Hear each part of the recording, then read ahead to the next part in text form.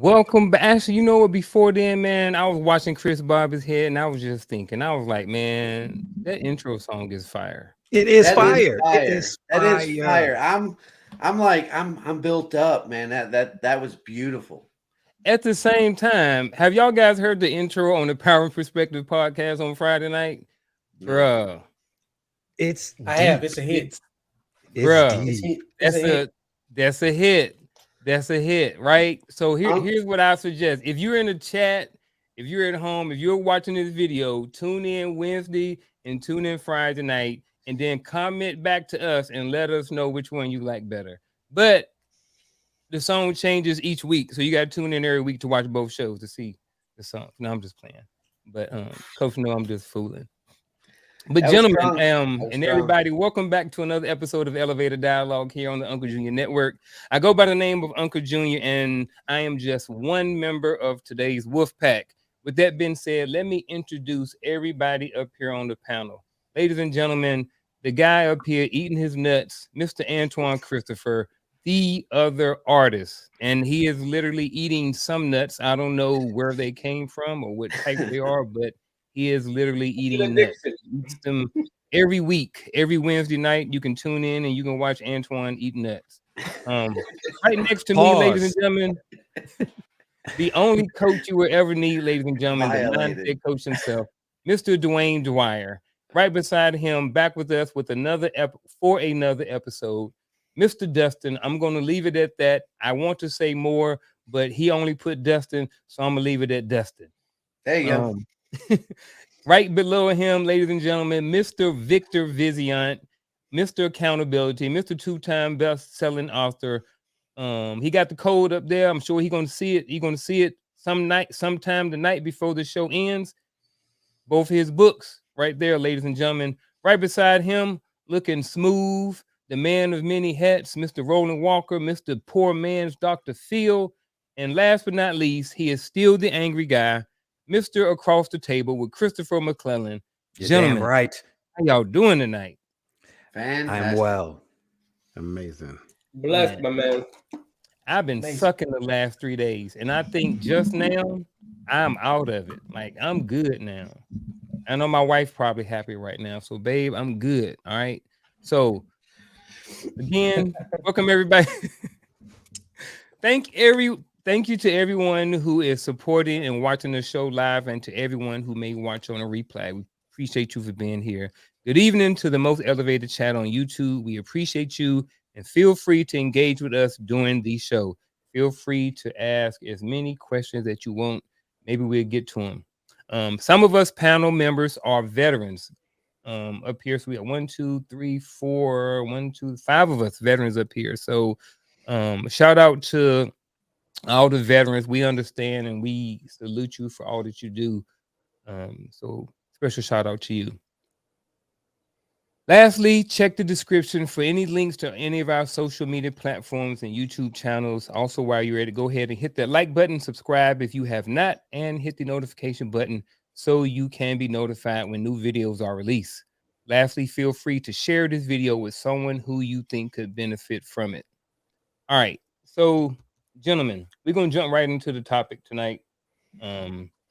Marrying, dating outside of your race or culture. And I'm going to start off with this. I would like for everybody to go around once I get done and kind of, if you want to, remember this is, some people on here have may take a less active approach in the panel tonight. I will say that. And that's fine. That's not what I thought you were going to say. I thought you were going to say some people may get their feelings hurt. Well, that may happen too. I'm okay with that. Let the hate flow through you. Mm-hmm. So what we're going to do is we're just going to kind of go around, kind of where we are in our life right now, kind of sort of where we are and how we came to about, maybe our thoughts on this topic in general, because what we're talking about is marrying or dating outside of our race or culture. And I want to start by saying that regardless of how you feel about it, there may be some man out there that's watching this that may be struggling with this conversation. He may want to date a certain type of person, but his family may be against it, or he may be open to it. However you feel about it, I think it's okay. So we just want to start the conversation off with just talking about kind of where we came from and what our thoughts are on the matter. So here's where I came from. First of all, I'll start with my story. I have some Native American in my family and some Black in my family. That's really all I know. Based off of what I was told. I did my ancestry DNA. It omitted some things that I was taught was in my family, the Native American part. So I don't know how much I trust the ancestry DNA. Good, bad, or indifferent. Those are my thoughts on it. I was raised super into church. Both of my parents went to church. We were raised in church, went to church all the time. I was taught to love everybody, regardless of your skin color, all of those different things. Once I got married at 20, and the woman that I married was biracial. Her mother was white and her dad was Black. So I married a biracial woman. And then I had 3 sons.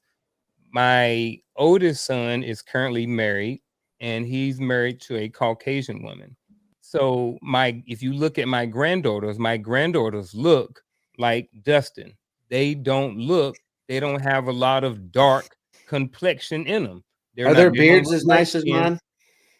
No, they don't. No, they 6 and 1. They females. So what I'm saying is, like, my granddaughters, although they have some Black in them from me, my granddaughters look like they're Caucasian.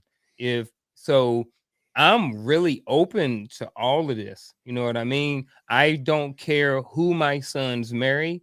I don't have a preference. I think that people should marry who they want. I also don't have a problem if people decide and choose to date within their race. I don't have a problem with that either. So that's how I was brought up. That's how I was kind of sort of raised. And those are my thoughts on this particular topic. Whoever else wants to go, feel free to go. I have talked enough. Okay. Nobody? Go ahead. Go ahead. No, Dr. Phil, it's all you, man. Oh, hold on. I got an alibi. And I am currently married to a woman who is Native American and Mexican. Same thing. No, let me stop. I'm just glad that Dustin. I see Dustin liked the joke too, so it ain't just gonna be me. So I'm cool with that. Now, as for me, I was raised where my grandfather was a professor at Morehouse. My sisters went to Central State and Wilberforce College. I have family that went to Dillard. Family went to Xavier. Family went to Livingstone is various HBCUs, historically black colleges and universities. So growing up, it was always instilled in me that your first love is your mother. So when you go looking for someone, usually you look for someone that resembles your mother or has some similarities as your mother. So I'm a person where, for me, I always knew that I would marry a person that resembled, my mother. And my mother's a little lighter than me. And I have zero problems with anybody dating anybody, like my children. If you find you a white, green, black, whatever they are, as long as they treat you right, that's what I'm going for. Because you can find a person that looks like you, treat you like a bum. But what I do instill in my children, as well as my grandchildren, as a sense of pride in being self and their heritage, their culture. And when you find out your culture and start identifying with that, then you want somebody to identify with that with you. So you want it, because there's a lot of explaining, a lot of dialogue that has to be done with somebody outside of your culture. So for that reason, that's why I chose what I chose.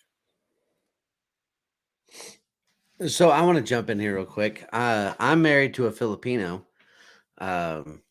It's my second marriage. I was married to a white girl prior, and I met, and I'm not married to an American Filipino or an American or a transplant Filipino. I'm married to a full-fledged Filipino, and as any white guy can tell you, you didn't choose to marry that Filipino chose you.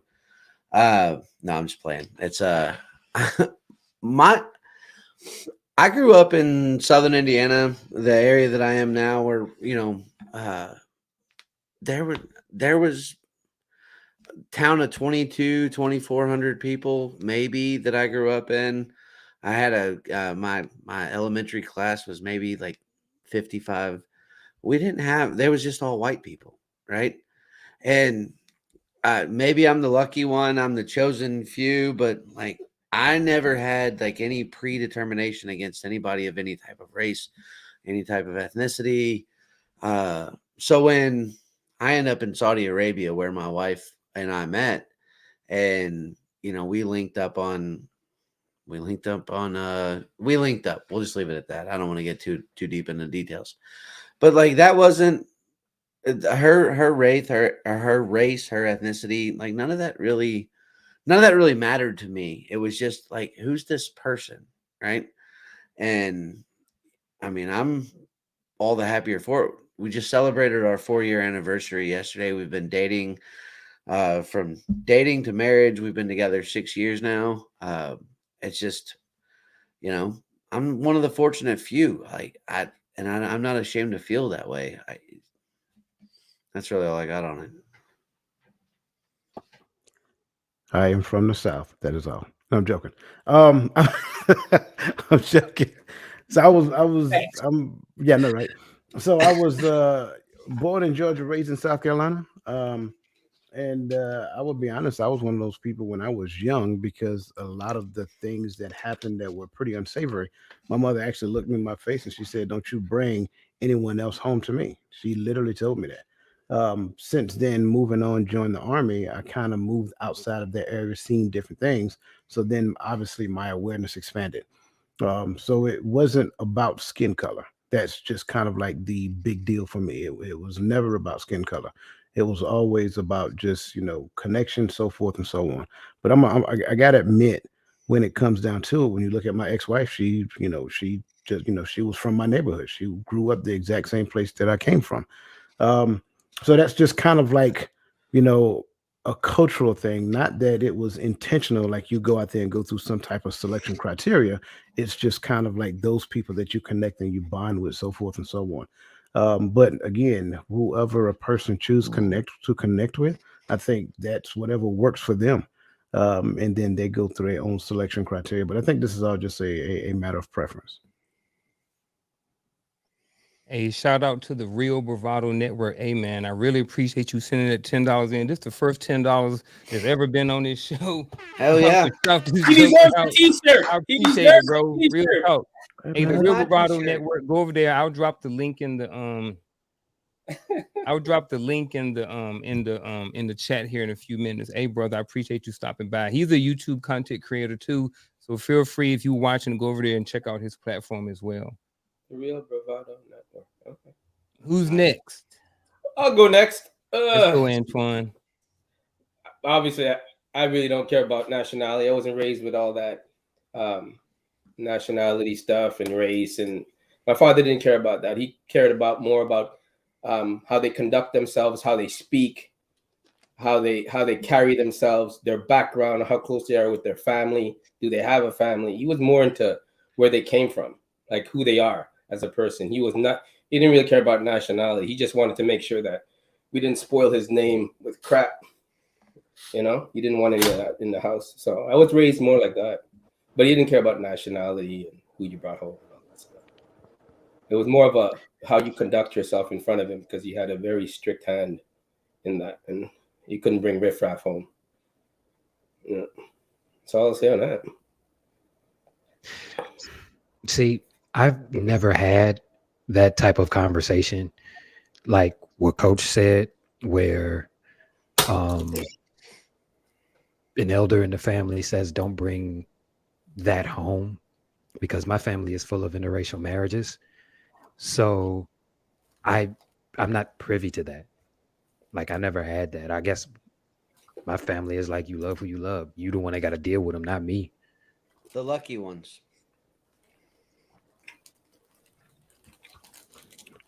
So I've always been open-minded when it comes to stuff like that. So you should be. I'm a lot like Coach with a similar experience, but what I do realize is that geography plays a huge role in what people choose. Like, I lived in El Paso for a little while, Arizona, neighborhoods and communities that like, are some are diverse and some are not, and we have different pictures on what diversity is. And I think my most diverse experience was obviously working in Afghanistan for 4 years, seeing people that weren't white, black, American, of different nationalities interact with each other in whatever specific environment. And you got to start having some logical understanding about why people choose what they choose, whether it be trauma. And most of it is really just proximity. You know what I'm saying? So, like, if you're raised in a place where it's mostly Spanish speaking, the probability of you meeting somebody that speaks Spanish is a lot higher. You know what I'm saying? So I think proximity, is a way to look at it too. I look at it like, how white people that talk urban or talk black or get that same, like, stigma that goes with it, or people that reflect the environments they come from. You can't make them have a cultural obligation to anything if they're not, raised by it. So that's an opportunity to understand how other people connect to culture, So I observation point doesn't fit anything for me, but objectively speaking, that's the time where I should be quiet, because I don't want to have an opinion on somebody's personal choices, and how it, impacts the household. Shoot, when you break it down, man, black people from different regions or white people from different regions don't all the time wrong either. You know what I'm saying? You can beef with somebody on the opposite side of town and speak a completely different language, have a different understanding, and you can be competing for a lot of unhealthy reasons. So I believe interracial relationships are an opportunity to learn from people that aren't like you. Yeah, I agree with that. But I'm gonna jump to go ahead, Dustin. I was just gonna say, just to kind of springboard off of what Victor had to say, the things that I have learned from my Filipino wife have just been, I've learned more in the last 4 years than I did in the previous 24 about the way countries and cultures operate, the way that people live, the way that people behave inside of the space that they're given, the way that families operate, the expectations of families and members of their families. It's you know, like I said, I grew up in small town Indiana, and none of this was talked about. Like none of this stuff existed. And the fact that now not only do I understand it, but I'm a willing participant and the growth and support of foreign families and things of that nature. It's like, you know, dude, this is awesome. This is, I get to be a part of this. I get to be a part of positively affecting the change in other people's lives. And, you know, folks that I've, you know, only had minimal interaction with, that this is incredible. And it's all because I had an open mind and I was, you know, ready to see something different. Yeah. So anybody that has ever been in a interracial or a relationship where you've dated outside, can you think of any challenges, or even if you've never dated outside? I think that, you know, you can observe and look outside of your window and maybe see some challenges that people face when they choose to date outside of their race or their culture. So with that being said, what do you think, if any, are some of the challenges of dating outside of your race or culture? Let me jump right back in there real quick. English is a second language for my wife, who is, like, say, she speaks Tagalog, she speaks Arabic, she speaks some Spanish, she speaks, my wife knows a lot of different languages, and she's way smarter than me. The one thing that does not translate is sarcasm.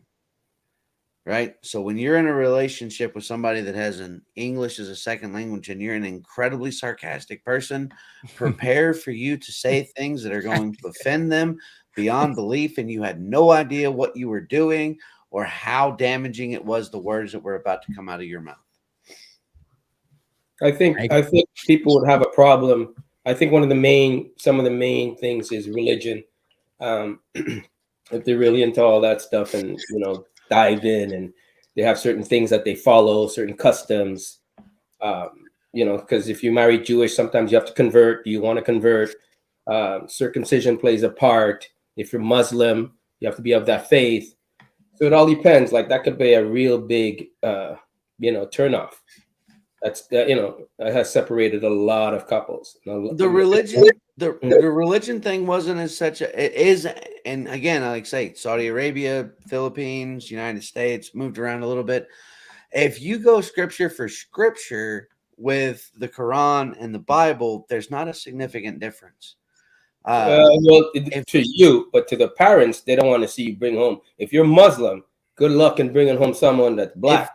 If you're Muslim, just marry a Mormon and you're set.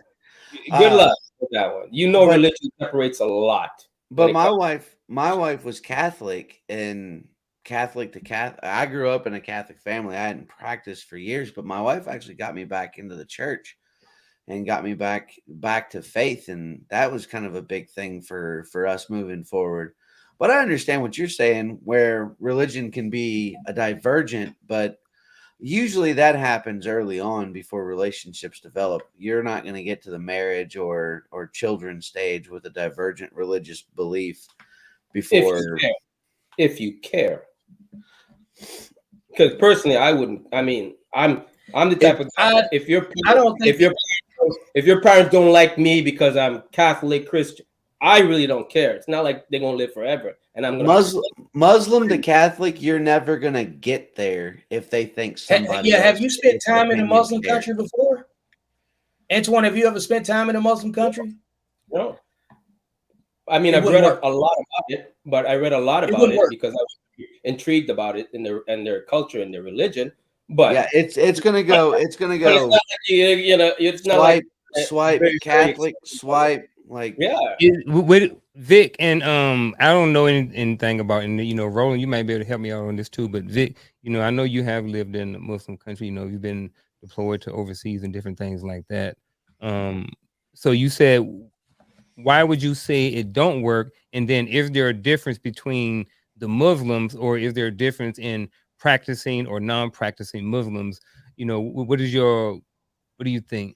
My personal experience is yes. Everything that you just said, because even if you just start with a broad swipe down to Sunni versus Shiite, you know what I'm saying? there's different takes on the belief system. And then even within that, you still have whatever local customs and tribe. You got tribal. It starts up here with the faith, right? And then you get down here about who's in the caste system and who marries who, because a lot of people are already betrothed. It's still pretty, you know what I'm saying, traditional in what some would believe to be draconian in some cases, right?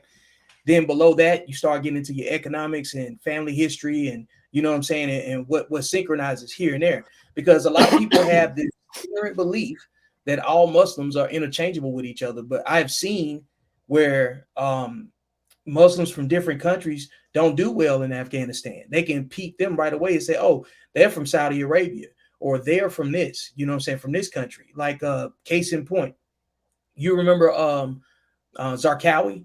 Anybody remember him? He was the one that was setting off a lot of explosions in Baghdad, right? And he wanted Osama bin Laden's blessing. So Osama was from Saudi Arabia. Both of them, and Zarqawi was from Jordan.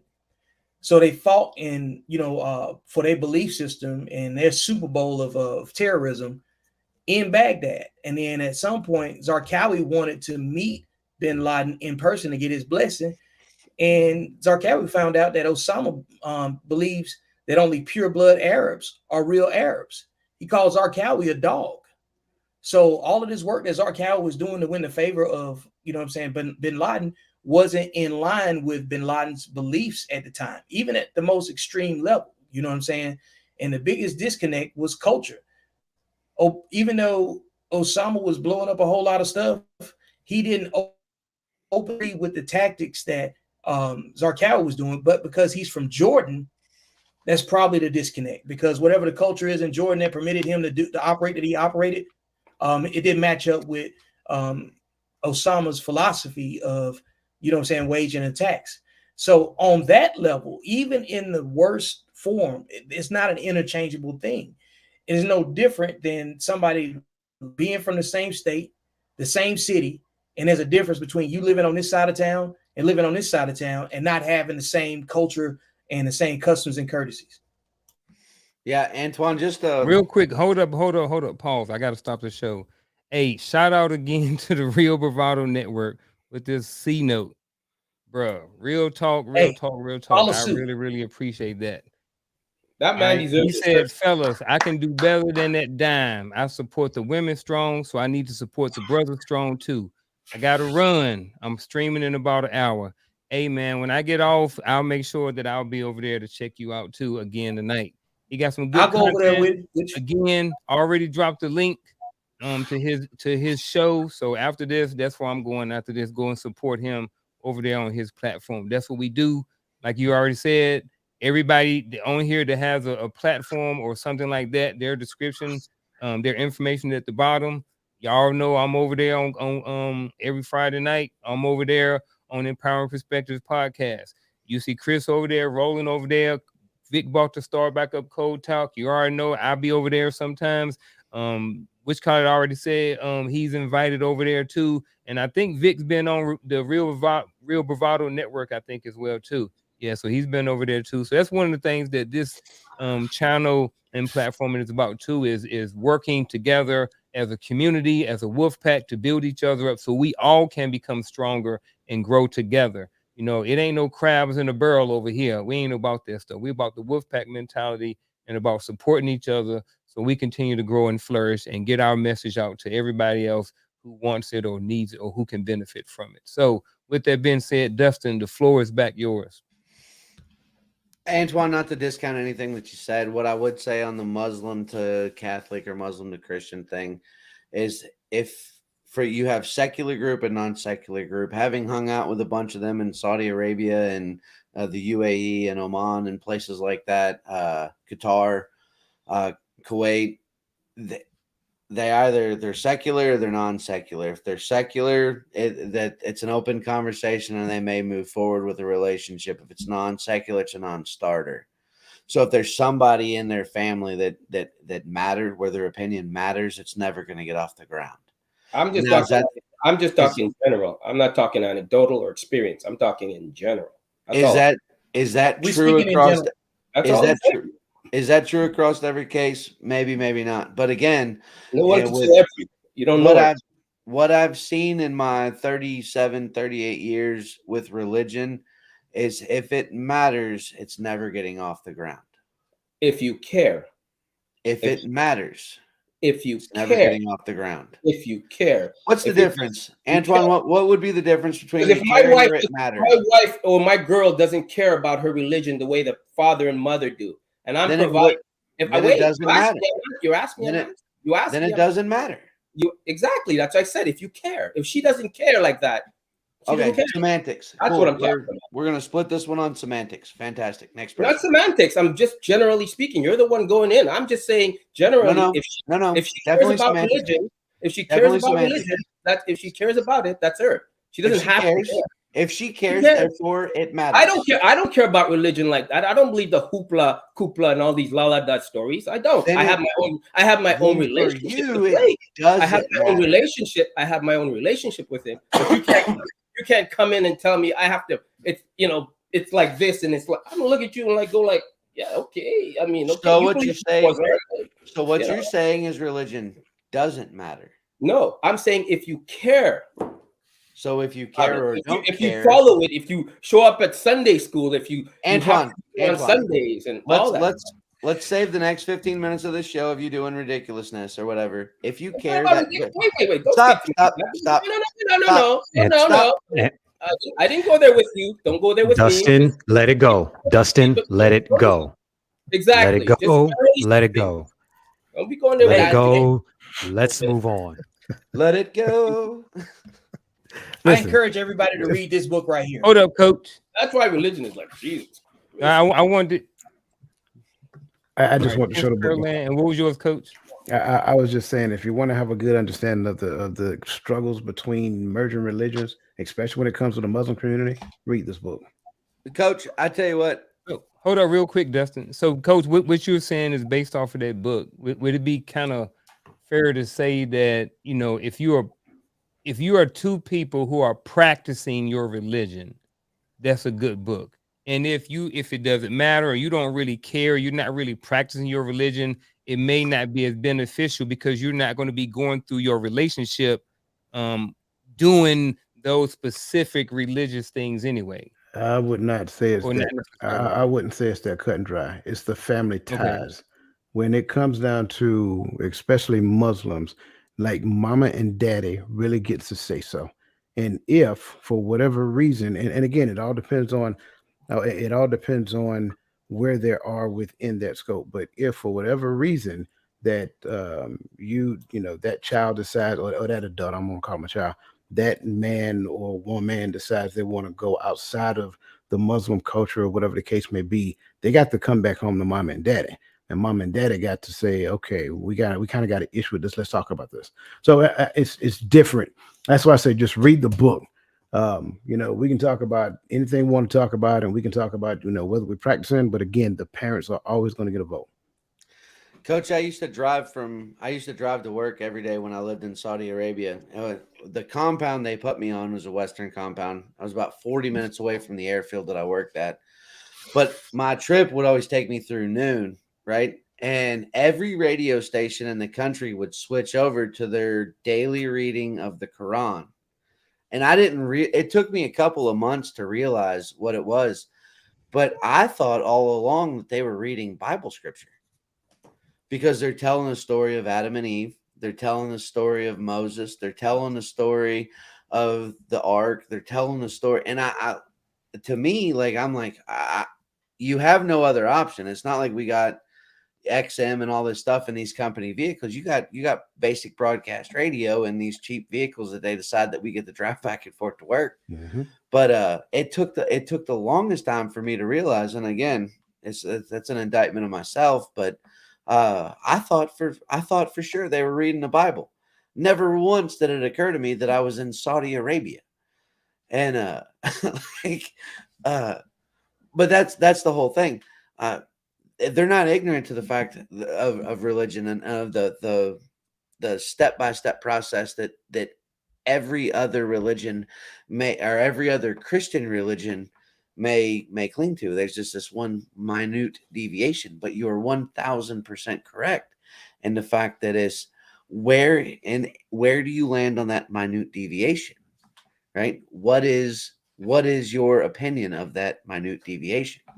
And that's very important because they care, therefore it matters to them. Yeah, and then I'm gonna turn it over to somebody else real quick, but they're taught at a young age, not just the Quran, right? Not just the Hadith, but they're also taught how to defend it against Christian commentary as well. So it goes a whole lot more in depth than just, oh, what do you relate to? What do you, so forth and so on. They often refer to Jesus as a prophet, like everything that you hear, and they speak to Jesus in high regard as a prophet. Right. And this is not no disrespect to anybody who's Muslim. I want to make sure I say that. No, absolutely not. Absolutely not. Anybody else got any thoughts on some possible challenges that can possibly come about from dating outside of your race or your culture? I think when it comes to, we're talking religion now, which I'm not a part of religion. I religiously go to the bathroom every time I wake up in the morning. That's something you do habitually. I look at it more as culture, and we all know that. Well, we should know that the top 3 religions have, at a minimum, the first 5 books of the scripture the same. That's why they can talk about Moses. They can talk about Adam and Eve and so forth and so on. And I can speak to this. People be like, oh, how you know? Because I got a master's degree in said field. That's why I can speak to it. But when we look at how people coming together, when you coming together, you're saying that we are going to be of like mind, but you're already starting off with unlike minds. So whether I don't eat pork, I don't eat shellfish, I don't eat none of that stuff. So you trying to come in my house thinking you're going to cook a pork chop or something like that is going left already. I mean, I'm not eating bacon. I'm not eating all these things. And a lot of what we consume, whether it's in the box or whether it's in the package, has some form of pork in it, whether it's lard or whatever the grease that they use. So it's a large jump for somebody to just say, okay, I'm going to be in a relationship just because you make me feel good. You can make me feel good now, but at the end of the day, I'm looking at it like, man, my soul is tied to this connection. So do I really want to go into this? Because it's not just about arguing about pork or arguing about holy days or arguing about this. It's about you having the intestinal fortitude to stand up for your belief system and still respect the other person. And sometimes that gets harder than it needs to be. Yeah, what you gonna say, Chris? I'm going to go societal. One of the main challenges dating outside of your race is your race shaming you for it, especially us. You can't find no black woman. I hear that all the time. That in itself could turn said person away from their own reflection simply because they found somebody outside of their race that they gel with and that they love. And see, this is why I said I was going to sit back and listen, because I do not have a dog in this fight. I am not arrogant enough to tell somebody who they can or who they cannot love. I am not the divine creator. I was not bestowed that power. You love who you love. And to be real, everybody's mixed with everything. So we're all interracial dating. The whole conversation is silly to me. So I'm just going to sit back and I am going to listen. Because like I said, I have no dog in this fight, and I am not narcissistic enough to tell anybody who they can and cannot be with. That is not my place. I have no opinion about it because, like I said, my family's full of them. So to have an opinion about that would mean I have an opinion about them, and I don't. You love who you love. You mesh with who you mesh with. It is what it is. There are the ones that have to deal with them, not me. You like it. I love it. It is what it is. I like that, man. And I like the fact that you went with being shamed for it, because I have heard that. I remember a time when I was in the club and, I was trying to holler at somebody, a black woman. And when we started talking, she was like, I didn't think you dated black women. And I was like, well, what does somebody look like that dates white women or somebody else? And you know what I mean? And I was just like, what I mean? Do I look like this or do I look like that? Like what, like why? You know what I mean? So I have been shamed or called out for dating outside of my race. I've never really taken a big deal with it, because I know that a lot of these people, they don't get to speak in my life. They don't get to speak truth into my life. So and I chose to date and marry and have kids with whoever I wanted to have with. You know what I mean? Regardless of how someone may think about it, that's a true thing, Chris. That is so true. You know what I mean? And I don't know how many times at 47 years old I have heard that narrative come out of women's mouth. And it's like, yes, I can, or maybe I can't. Maybe I just choose to be open and, to broaden my dating pool. But like I said, and we don't have to keep harping this, but everybody over here is okay with anybody dating whoever they want to date. Like Roland said, green, purple, blue, yellow with a horn on their head. As long as they treat my sons right, we ain't got no beef. You know what I mean? And then even if they don't, that's their beef. You know what I mean? I got all boys. That's y'all men. Y'all come to me for help, support, advice, leadership, different things like that. But if you picked her, you deal with her. I'll help you, support you, but There is also another side of this. There is also another side of this too. The men who do date outside of their race cannot talk about the issues that their race is having in a real way. You can't you don't even like black women. So how can you talk about black people?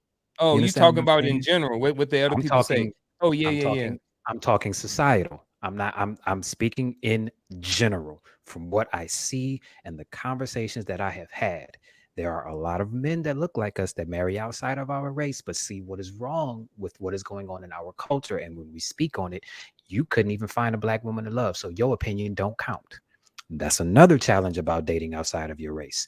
It's the silliest, dumbest thing I have ever seen, aside from single mothers being praised. I cannot stand it. It is stupid. Who are you to tell anybody who they can and cannot love simply because their cultures are different and they don't have the same amount of melanin in their skin as you do? You have no right. You understand what I'm saying? That would be the two that I can think of off of the top of my head. Now I'm gonna shut up. But I'm just saying in general, as a young man coming up, wouldn't you want to sample the goods of every, like, if you have a chance?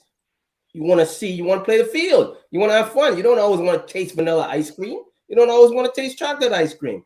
You guys are forgetting that men are allowed to experiment, allowed to have preferences.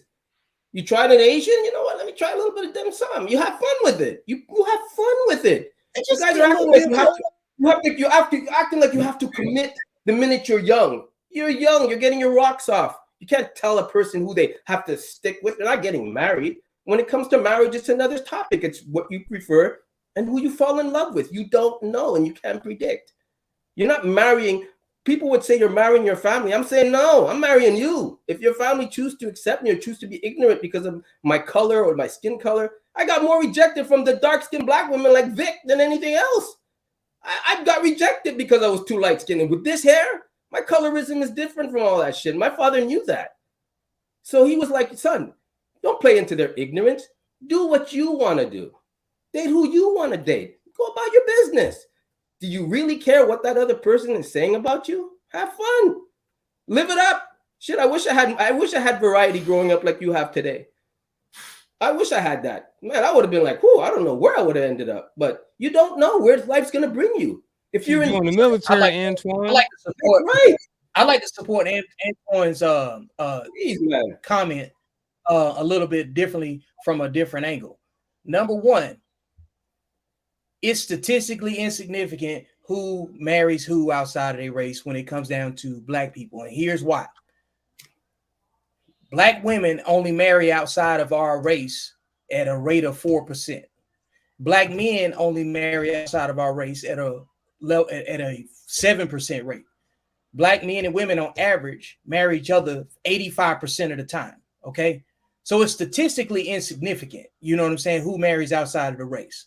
So the weight of the conversation is cool, you know what I'm saying, for bringing it up for situational awareness. But for everybody that's paying attention, you can go verify everything I'm saying, you know what I'm saying, on the CDC. We statistically marry each other at an 85% rate or better. Okay. From both black men to black women and from black women to black men. Black women, again, only marry outside of their race at 4%. And that's consistent. And you can go look that up on the CDC. And black men only marry out of their race at a rate of 7%.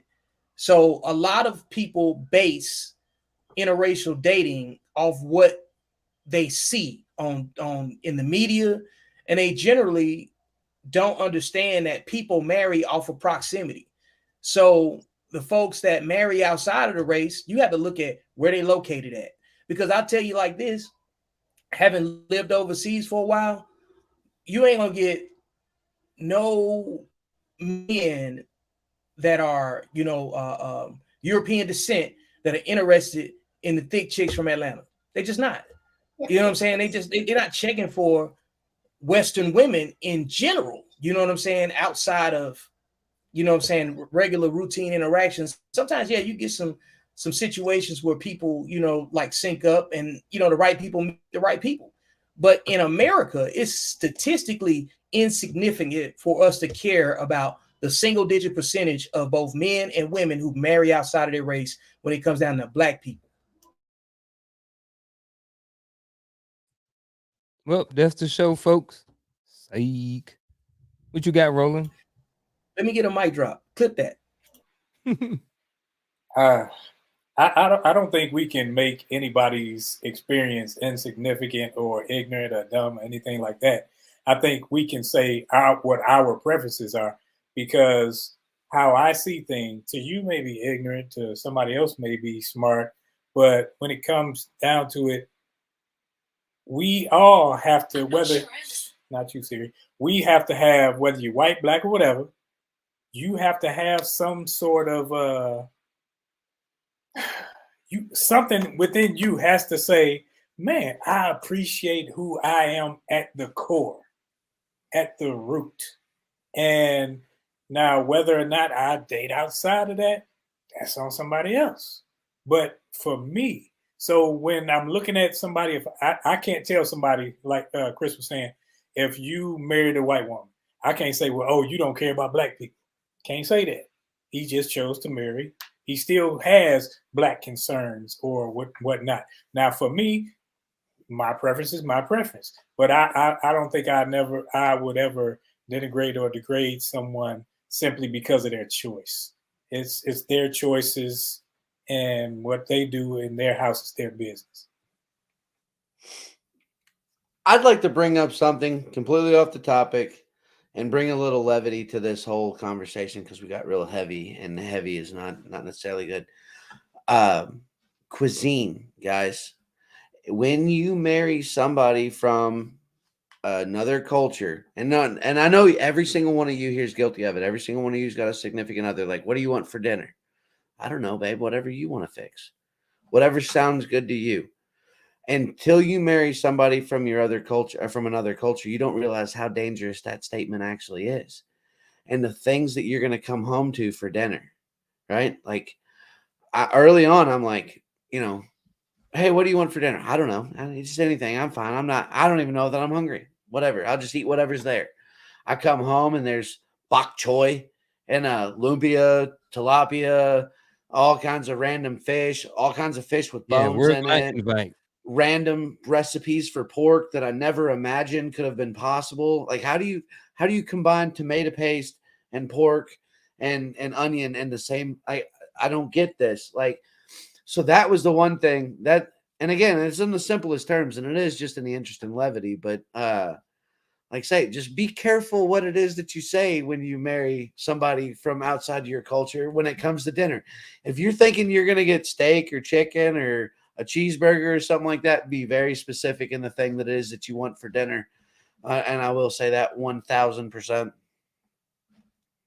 Hey, I'm gonna go back to a comment that Charlotte Jordan, I call her, to Charlotte Jordan put up there. She said, in my day, now my mom is in her 60s. All right. I'll just say that. I don't know if she want me telling her real age. But my mom is in her 60s.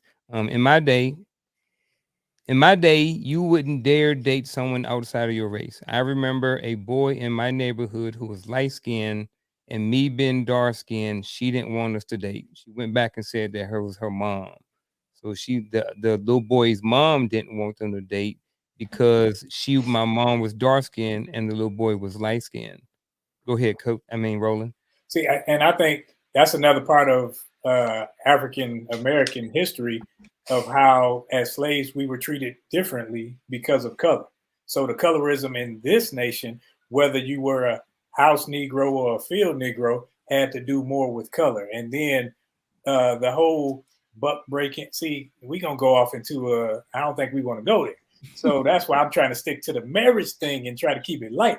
Because when we're talking about the colorism part, that's why coming down with the family structure, why people didn't want you to date within that culture, because that culture beat them, that culture killed them, so it was that. So our grandfathers and them people, they would look like, oh no, you can't date them because those are the enemy.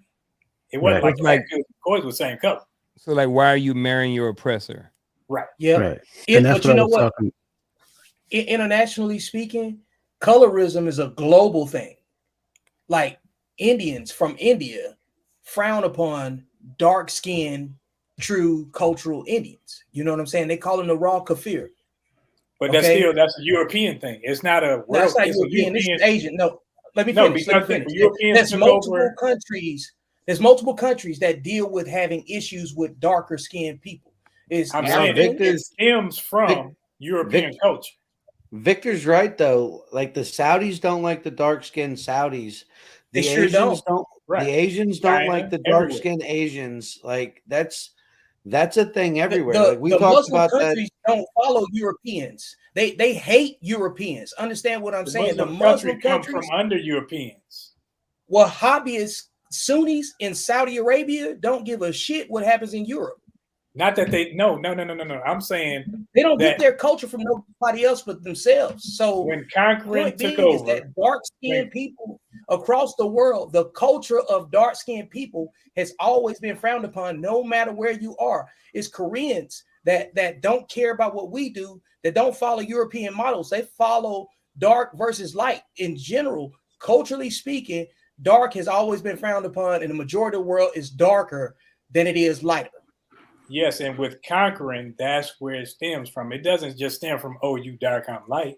It stemmed from conquering, and then who was able to stay close to certain areas. That's it. When you say conquering, what do you mean? I can speak to this one, Victor, real quick, if I may. So with the Muslim cultures or whatnot, you had the nomadic tribes and you had the stationary people. The stationary people were typically wealthy, right? So they got to spend a lot of time inside. The nomadic tribes spent more time outside following herds of camels and things like that. They, over generation and generation and generation, they became darker, right? Just based on exposure to skin and the melanin of preventing them from, it was a defensive mechanism.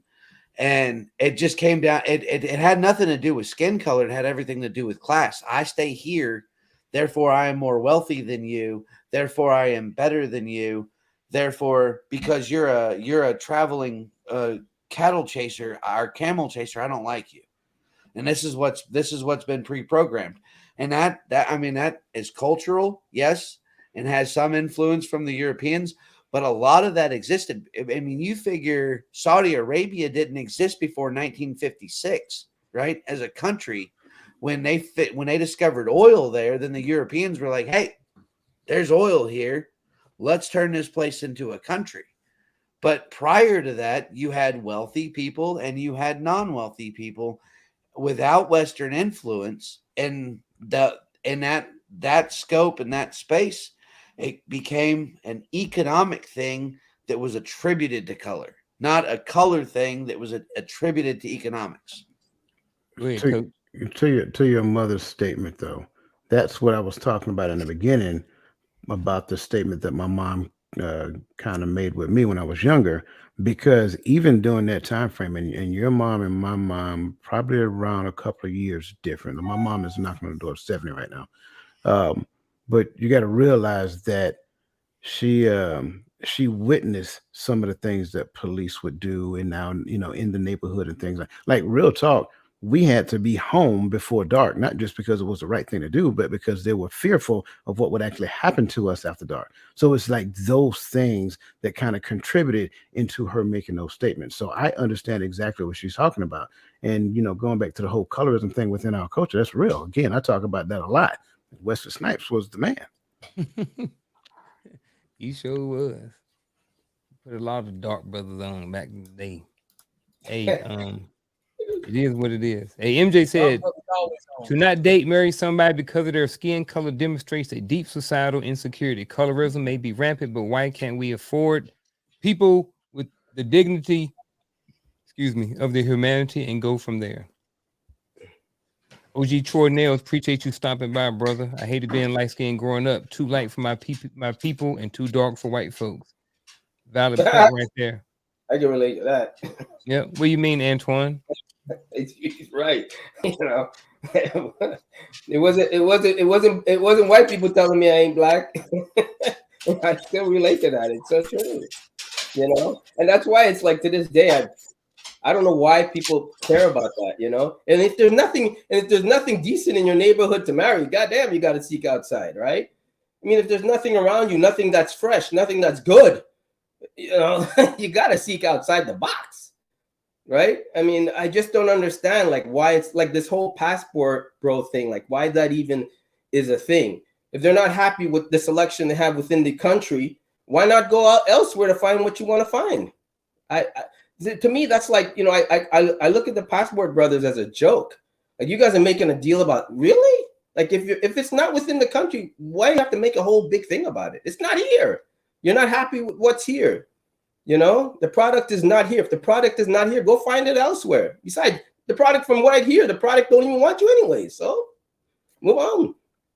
But then that may go back to Chris's talking point, is why can't you find somebody of your own race here in the States? Why you can't look harder? Why do you need to go overseas? There's plenty of good women here for you to date. Why do you need to go to Colombia? Why do you need to go to the Philippines? Why do you need to go over here to date somebody? Then go back to Vic's point. Demographically, what surrounds you isn't good. What surrounds you isn't good. Take it from me as a single man dating. Finding a fresh one without a mini me is not easy. They all come with baggage. And you have to go really young to find one without baggage. It's hard. And I'm a single guy dating. I'm out there, so I know. My experience is anecdotal. But the passport bros have a point. Yes, I'm just saying, why make it like a big, why advertise it? Why does it have to be an issue about it? You're not finding what you want within here. So you shouldn't have other people shouldn't have a problem with you going elsewhere. You didn't want them anyways, so go. Yeah, the reason why it is such a big deal, it is because men are being vocal about what they do not want. And it is turning a mirror on the women in our community. That is really what it is. Instead of just shutting up and going and finding what they want, they are going to find what they want. And then they are saying the differences. And instead of it being this is the difference between her and y'all and why I chose her, it's turned into she's better than you. That is why it is a big deal. And that's sad. That honestly, that is so sad. I just find that so sad that you feel the need to actually go find something elsewhere and have to come back and slap what's here in its face. I just find that like, dude, that's so like, whoa. And for if that person is saying anything about me going elsewhere to find someone that's right for me to marry because I'm not seeking it here, I find that again pathetic and stupid. Like you got nothing better to do, like nothing. And from what I hear and from what I see on social media, they don't want you anyway. So what do you want to do? You want to get married with kids sooner or later, you know? So I just see, but we had like the past two presidents they said something about by the year 2035, there aren't gonna be, you know, white people gonna be the minority, and pretty much they said the country gonna go to hell because of that. That was implied. That was the implication. And that kind of speaks volumes when you actually break it down, because they're saying, hold up, because we are intermingling, because white people actually do intermingle, black people intermingle. So, but they realize that when the only way you make a white person is with two white people. Anybody else, whatever that breakdown is of the darker hue. That's good. But I agree with you actually, Roland. But you know what? Unfortunately, that's a done deal. It's over. That is over. This whole black community, it's done. If you haven't noticed, there's more mixed couples today than ever before. The commercials are even advertising mixed couples. I mean, this whole community thing is a done deal. I don't know why people are having a hard time accepting that. You're not going to find generally look around. You're not going to find two white people, two black people. It's just not happening like that anymore. I mean, I don't understand. And besides, a rose bed looks better mixed anyways. So, I mean, what's the big deal? Like, what are you trying to say? What are you trying to save? Like, what exactly are you trying to save? Your bloodline? And two white people. Are you really, really white? Like, are you from England? Because they don't consider. I mean, you want to get specifics here? We had it. Roland or Dustin? Who's going? I don't want to touch any of anything that Antoine said at all. Hey, so 1000%. There's an entire YouTube money making thing that is dedicated specifically to the passport bros and the reaction videos. I can't believe that anybody that's on this panel didn't spend at least 5 minutes like Google searching passport bro, right?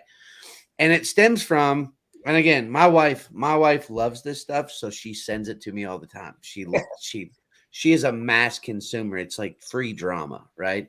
Which is good for me because then we don't have drama because she has it to watch on YouTube. But of the videos that she sends me, I look at it and I see these things. Common trends. High body counts of females in Western dating culture, right?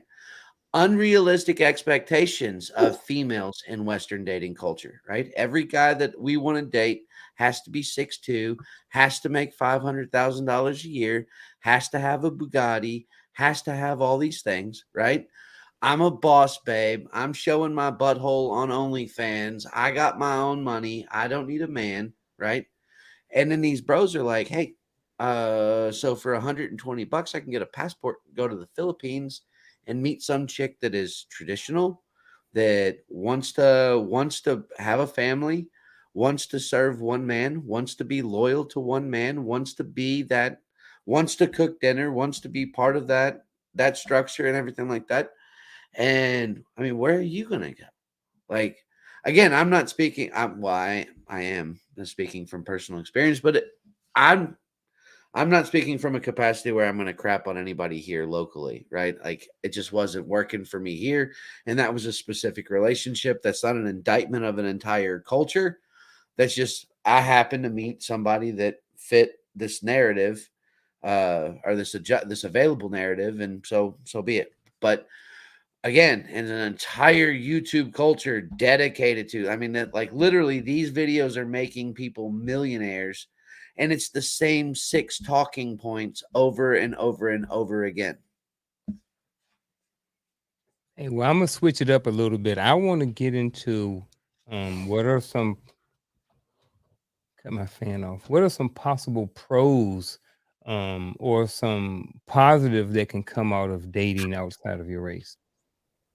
I think more Black women need to date outside their race. They become I more. didn't ask that. I said, what are some In pros general, of dating outside of your race? Because you up your game. You know you can't bring the same shit you have within your own culture, right? You become more fit. You take care of yourself. You speak properly. You can't throw out words without at least studying the culture and knowing what's proper and what's not. You actually get educated, right? You actually get educated. You actually learn. You actually see how to conduct yourself differently. You actually see how to become something better sometimes. I'm not saying all the time. And you learn about somebody else. It kind of broadens your horizon. You get to go other places too, maybe travel to another country. More people need to do that. You know, I find within the United States and being not from it, you guys think you know what Black is from here, but you have no idea, and you've never left the country to see what Black is elsewhere. But you have such a strong opinion of what Black is in here. You go to Jamaica, you see a white guy, but he's Black. Try telling him he's not Black. I want to know how that conversation goes. I'm just saying it's more educational to expand your horizons. If you're not finding it within what you want to look for, you can hold out, which is fine, you're allowed to. But if you're not getting it, how long are you willing to wait? Like, I don't understand that. I look at that as that whole thing as self-worth, but I think that went away from your question. Your question was talking about pros and cons, or pros rather. I personally, all my questions been going left tonight. Right. Something in the air. I don't think I could. I think because I mentioned it at the beginning of the show. I think that's probably why. Yeah. Now pros, I guess because I'm not pro that, I would have to leave that to somebody else. So here's I will say this, and I've told people this before.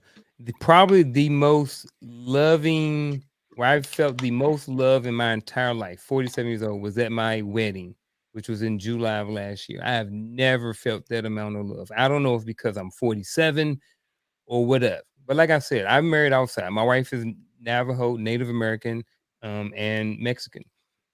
But for the most part, her roots is in her Native American culture, and which was weird, not weird to me, but what I heard out of one of her auntie's mouth was that this is a matriarch. So in their culture, that's how they live. Mm-hmm. But what she described as being a matriarch was different than what I see or hear coming from us when we talk about matriarchs. You know what I mean? When here we talk about it as being bullying and, you know, the man is henpecked and he's weak and different things like that. But over there, it kind of looked more like it was just the role that they play. You know what I mean? It wasn't about being a boss or anything else like that. It was like they took pride in being women. They took pride in taking care of the men. They took pride in nurturing and doing the things for the men. That's what it was like. You know what I mean? And like, I've experienced so many different things. Like, I am so attracted to her culture. Sometimes I think more than her, just because, like, for me growing up, I didn't really have a culture. You know what I mean? I didn't know. So when I've always gravitated to people who are different than me because I have been so attracted to people in their different cultures because it's different than the way I grew up. So I'm very attracted to like Antoine's mindset, or not mindset, Antoine's, I didn't mean to do that, but Antoine's culture and being from Trinidad. Like, I would love to have a conversation or go to Trinidad or go to Canada and see how things are there. You know, so I've always been very intrigued by people that were different than me. And maybe that is why I kind of sort of gravitated. So, but some of the pros and just good things about dating outside of my culture is that now I get to learn a culture and they have accepted me as part of their culture. And one of the big things about me, one of the things that they said was they really, really, you know, they really gravitated towards me. And it was based off of one thing that I said. And that's because I said that I wanted to help, I wanted to move my wife back there. And what was so big about that, or significant about that, was that a lot of the men who married the women out there, the women end up moving away. You know what I mean? So my goal is to get us back or close to that, so she can still be a part of her culture. Because like I said, I'm 47 and I've lived, I'm halfway done, and now I want her to be able to experience life and be part of her culture so she don't have to miss out. Because you know what I mean, I wish that I grew up with some sort of culture like that. No disrespect to Charlotte Jordan, my mom. We just, you know what I mean? It is what it is. So what are some pros? Go ahead. Go ahead, Roland. No, I was just gonna say on the culture thing. I think the problem with us gravitating to other people's culture is because we were taught other people's culture. We were taught our own culture from other people, so we never had one. So we always looking towards somebody else, like, man, I like that. But then when you find your own, you're like, man, hold up, that's in our culture, not just this soul food that kills my people. This all these things that destructive in nature that kills us. That's not my culture. That was just imputed on us, and so now that's what we call our culture. So I think that when you find your culture and you find that you can, man, I can respect and honor my women. I can respect and honor my men. I can respect and honor one another. Then you realize, hold up, I respect other people's culture because it adds value to me, because now I can look outside of my little box and see how they move while at the same time loving and respecting myself. I like. Oh, go ahead. Yeah. Go ahead, Coach. You first. Yeah. So I think in response with what Roland said, because I'm right there in line with that. I like the fact, Uncle Junior, how you express how much you love your wife's culture. But I think one of the most beautiful things about the connection that we have with other people from different cultures is that we can learn about their culture. But the pro to that as well is I get to introduce them to mine. And I think that's one of the things that I think if we don't do that, then we're missing the big picture, right? So it has to be a symbiotic relationship. Like, I am interested in your culture and I hope you become interested in mine so we can share and share alike. And I think that way you would develop the more well-rounded perspective, and especially as an interracial in an interracial relationship, in the relationship with two people who are alike, we become more deeper invested in the relationship. At my age, I'm at that age to where I'm looking to give back to the culture. I'm looking to give back and uplift and build and things of that nature. So for me to remove myself, and I'm not talking about you, I'm just talking in general. So for me to remove myself, that would become a challenge because I am leaving the people that, like I have a grandson. So I would be leaving him. And one of the things that I talk about a lot is a lot of the things that I'm doing right now is not only just for my kids, but for my grandchildren, my grandchild and my grandchildren to come. So that's part of me giving back to the culture. So I am definitely intrigued with further my understanding of the culture that wasn't taught to me through institutionalized education and things of that nature. However, the more I learn, the more I want to share as well. The thing that I think the benefit is, like I say, obviously stepping outside of your comfort zone, learning things that maybe you didn't expect. So, background on me: I was married 10 years to a white girl, lived just, I don't know how else to say it, a Caucasian lady who grew up just a few miles down the road from me. As our relationship developed, she became very masculine, right? And not so much that she was, taking testosterone and pumping iron, but in the way that she handled me and the way that we behaved in that dichotomy of our relationship, that grew to be problematic. She thought she had to be masculine. She thought she had to be strong. I've been married to my current wife, Filipino, for almost, actually 4 years, one day today. Yesterday was our 4-year anniversary. She taught me that a woman can both be submissive and sensual and strong at the same time. That's an ability that exists out there in the stratosphere. You don't have to be all at once all the time. The other thing that I found that I've really interested in, and as far as the culture thing goes, is there's no 401k in Philippine culture. There's no diversified retirement products and things like that, the stuff that's been shoved down my throat my entire life. Like, you have to set aside this much money for your retirement. You have to do this. You have to do this. You have to save this much money. You have to invest this way. You have to look at these companies. You know, all the stuff that I've always had forced down my throat, we turn around and we look at the Philippine cultures. You have a bunch of kids, and then your kids pay for your retirement. You take care of them while they're young. They take care of you while you're old. And I find that fascinating. Family groups do not splinter and diverge and go different directions. Family groups get bigger, and then they stay in that intertwine. And for somebody like me, where, you know, we grew up in a culture, as soon as you get old enough, you move out. As soon as you get old enough, you start your own family. As soon as you get old enough, you move away for your next job, and the family diverges. But, you know, in the Philippine culture, it doesn't matter where you go. You're always part of that nuclear family, and you always have responsibilities to that nuclear family. And that was alien to me early on. But now I'm a willing participant, because I know I'm funding that family because I'm a part of that family. We've built houses in the Philippines now. You know, we're doing things to help grow and sustain and build our family and make it successful for future generations. I like it. Hey, I want to give another shout out to OG Troy Nails in the chat. He over there watching, and I know this may be a little bit off topic, but we already went down there, so I wanna jump on to it. So anybody who wants to tackle this question, can y'all defend Black American culture? Is it the food, the music, the struggle? This is something I've been trying to get to. I keep hearing talk about it, but every time I talk to somebody about it, it's different. So I am interested in seeing what anybody on the panel may have to say about this particular question. And then he said that he wanted to define it. It defined, yeah, okay. I think when you look at defining what what Black people have always done is we take negatives and spear them into positives.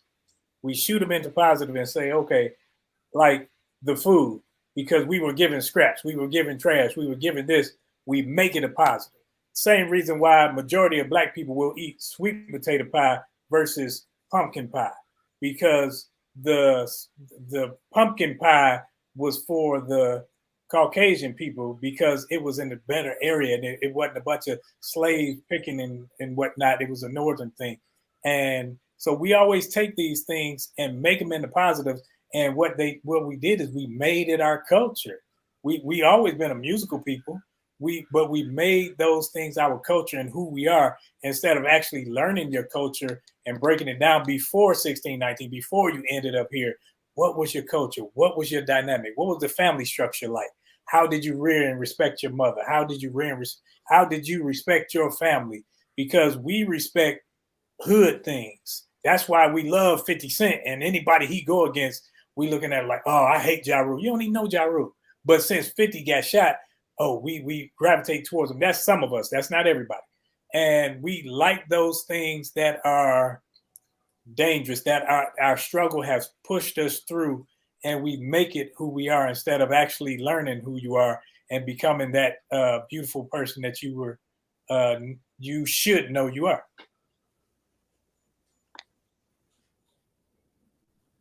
I think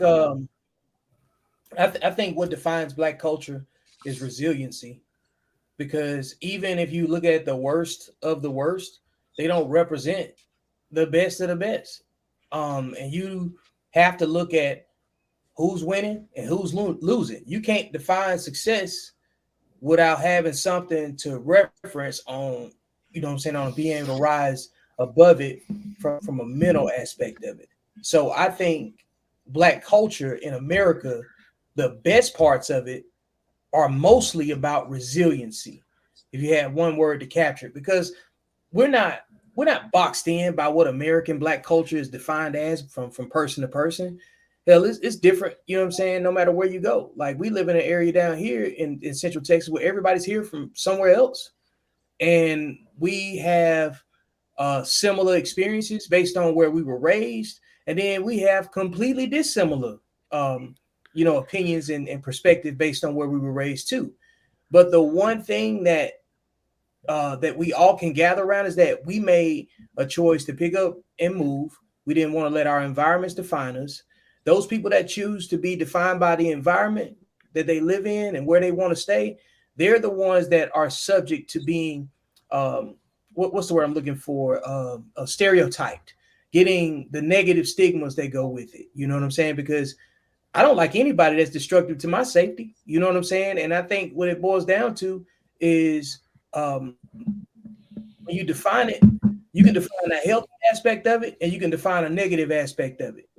If you choose to dwell in over defining the negative aspect once it's been identified, then you're not bringing the necessary attention to those that deserve the visibility from it. So I think we let the wrong people try to define our culture sometimes. And I think we let the wrong people run rampant with it. And then they have sympathizers that are less educated than the actual person that's leading the stupidity.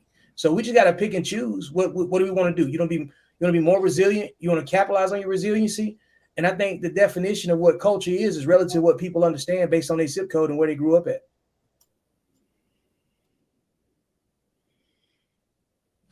Resiliency has all been stricken from the Merriam-Webster dictionary, by the way. That is not a word that anybody is supposed to use anymore. Are you serious? What Merriam-Webster don't get to define me. I'm sorry. No, and that's factual. Unfortunately enough, there's strong men. I know why that's important to say, though. World. But ideological subversion, resiliency is not a thing that we can talk about because we need you weak. We need you pliable. We need you weak. We need you susceptible. We need you depressed. And if you're not any of those things or whatever, then you're an absolute problem. What was you going to say, Coach? Oh, no. No. I like where he went with that. No, I definitely agree with that point. Absolutely.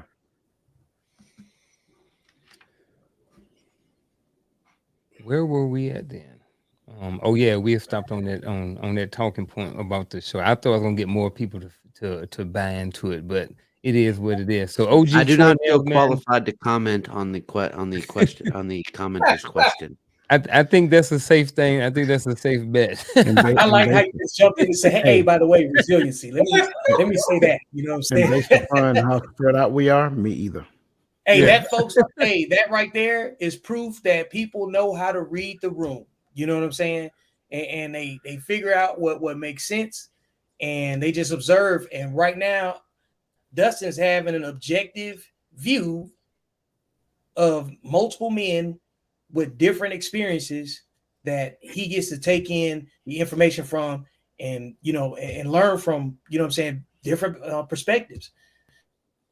But I say black people are not a monolith. We're not a monolithic people. We don't all follow the same things. You know what I'm saying? We speak different no matter where we live, you know?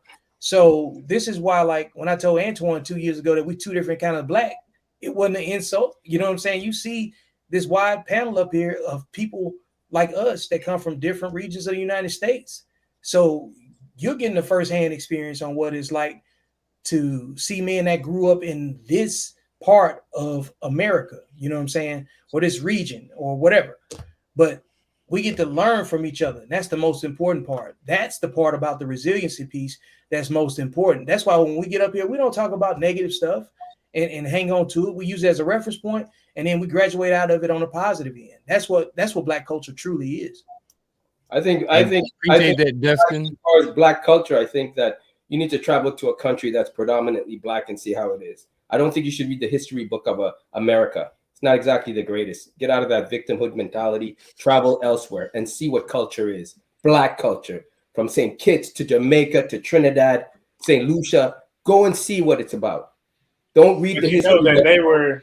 Don't read the history books here and get into that square box of I'm the victim and all that. But you know, they I'm not gonna call them victims down there, but you know, those people in those areas too, they don't run things. Those British islands, U.S. islands, they have ownership of European people. So you colonialism detached from. People need to get out of the box here. They need to get out of the box here. And it's more than what's in your history book. You from Canada? Right? Experience. No, I'm from Trinidad actually.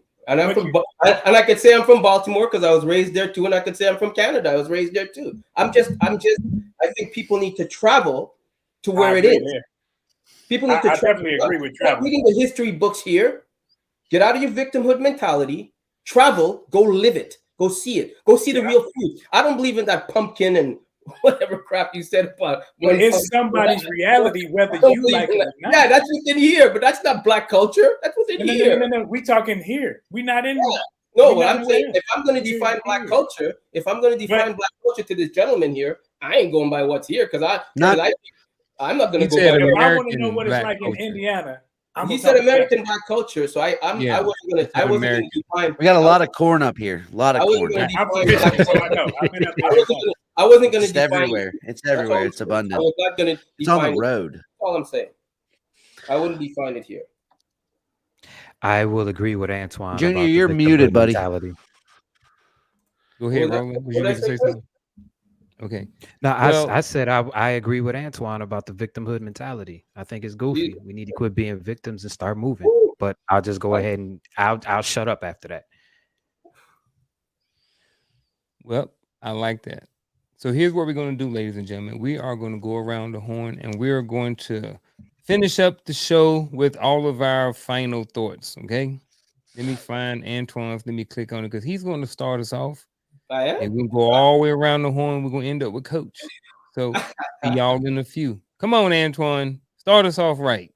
I think if there's anything I'm going to say from my final thought is that, if you're criticizing somebody for who they date, if you're trying to limit that person to date within their culture, you're racist yourself because you can't control a person like that. People are allowed to have preferences. I have a lot of preferences that I'm going to keep. You may have a lot of preferences that you're going to keep. But somebody dating outside their race and what they do for their own choices has nothing to do with the culture, has nothing to do with the race. Mind your business. Go about your business, right? Let your own outcomes decide one's fate.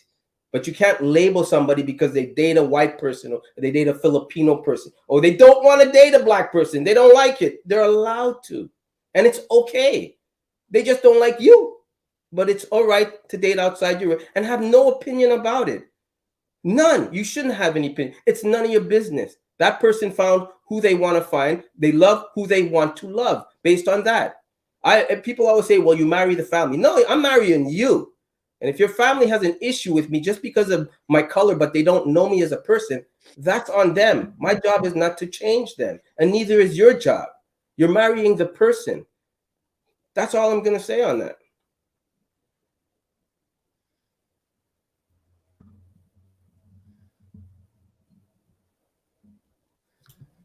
We lost Hunk. Okay, we back. All right. My final thought is the same as my first thought. None of us have the power to tell anyone who they can and cannot be with simply because of the color of their skin or the culture that they live in. Love who you love, and everybody is mixed with everything. So this whole interracial dating is just dumb to me. We are the biggest melting pot in the world.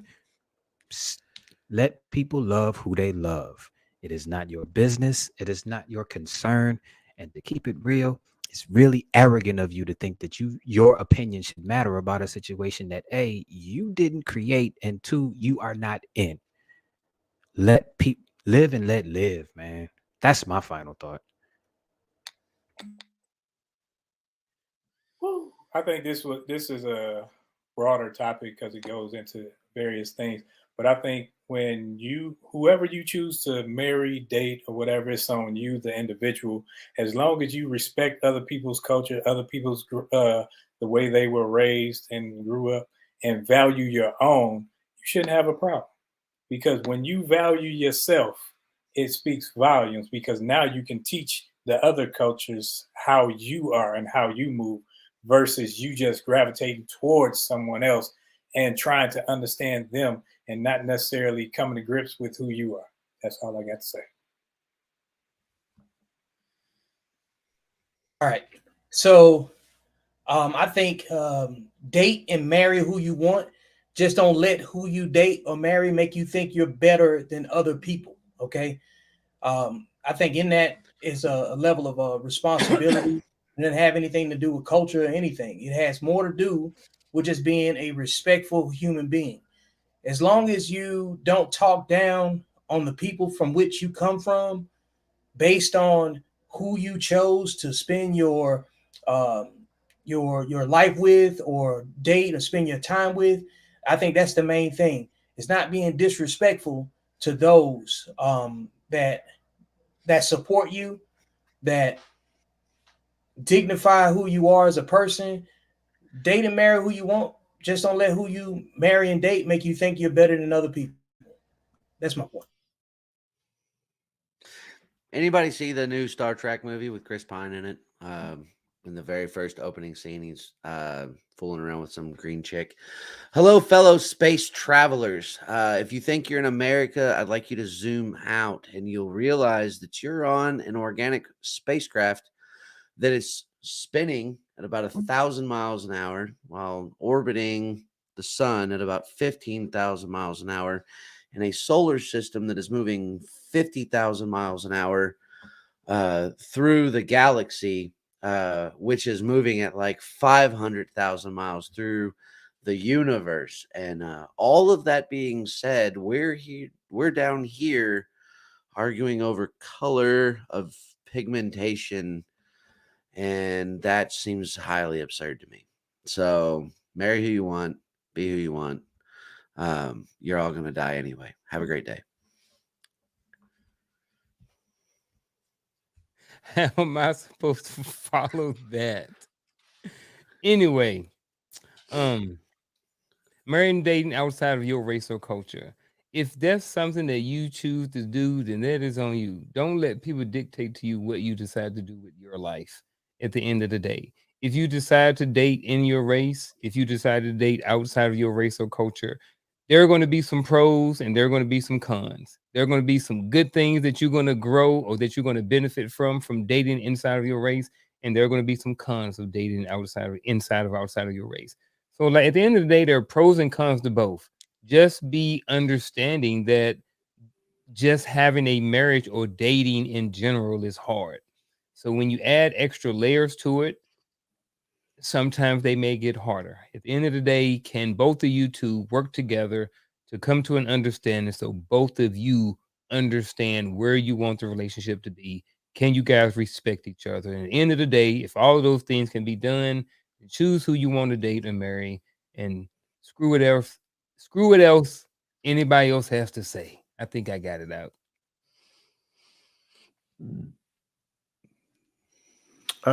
Yeah, I think it was all said.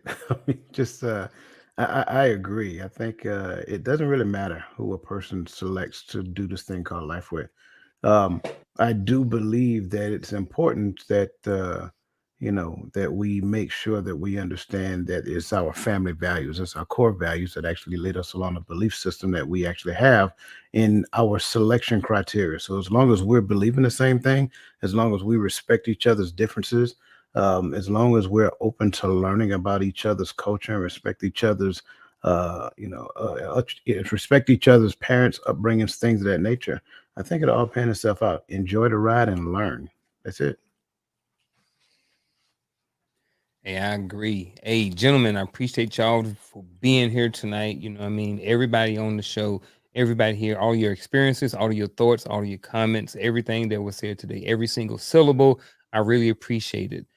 Go out, buy the code if you hadn't got it already. I think everybody on the panel has it. Maybe, maybe not. If not, I think Vic said something about he gonna send you a free copy, but I could be wrong.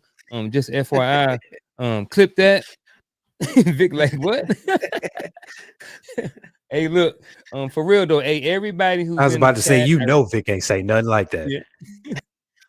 Hey, everybody in the chat, I really appreciate you for being here tonight. Everybody who watched at home, I really appreciate you for being here tonight. I already just got a text from somebody saying that this was a really good show tonight. So it wouldn't have been possible without the gentlemen up here, without the people in the chat, and without the people supporting at home. So check us out again next week, Wednesday at 7 p.m. We will be back here with another episode of Elevated Dialogue. And real quick, you know what? Let me get you show topic. You know what? Don't worry about it. Look for it on Facebook, YouTube, Instagram, Facebook, all of those different things like that. All right. Love y'all. See y'all next week. We out. Peace.